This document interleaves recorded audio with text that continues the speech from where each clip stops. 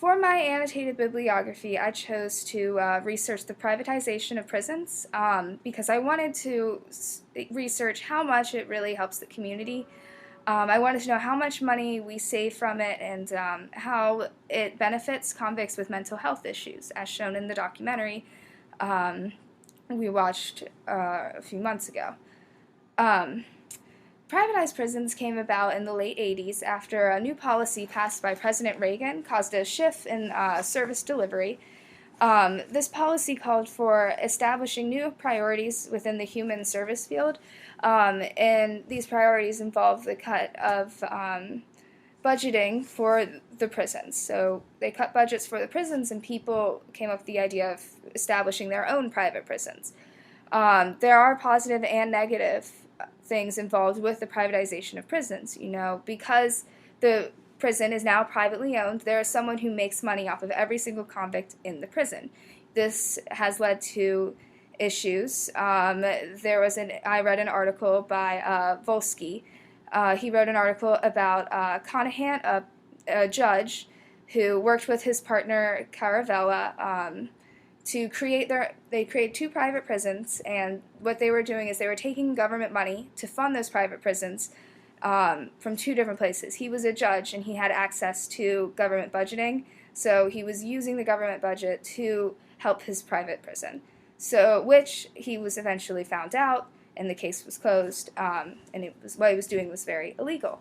As far as when they first started privatized prisons, they projected the privatized prisons only saved the government 1% out of the projected 20% that they originally assumed would be saved with the prisons. So not as much money was saved as they thought. However, privatized prisons did end up being very helpful toward those with mental health issues.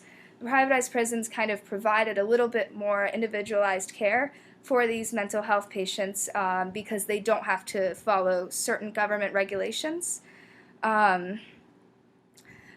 Just to summarize how privatized prisons impact vulnerable populations and how it's significant toward the human service field, it's through the help that they provide for those mental health patients in the individual care. Studies have been shown that convicts in privatized prisons there are less instances of self-harm and just less circumstances where they would lash out at an employee of the prison. So that's obviously, it shows that privatized prisons are helpful toward those patients. Ethical dilemmas that arise within privatized prisons have to do with the fact that, according to our book, the Code of Ethics relating to the human services field stipulate that the helper's first responsibility is to enhance and protect the client's welfare.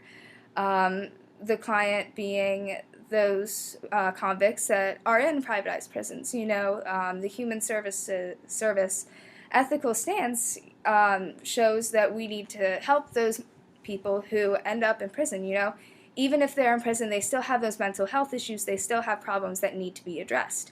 And that's where the human service stance comes into the idea of the privatized prisons.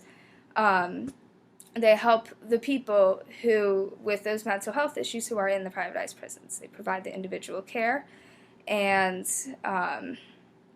help them with getting out of prison and help them with making the right choices once they are released from prison.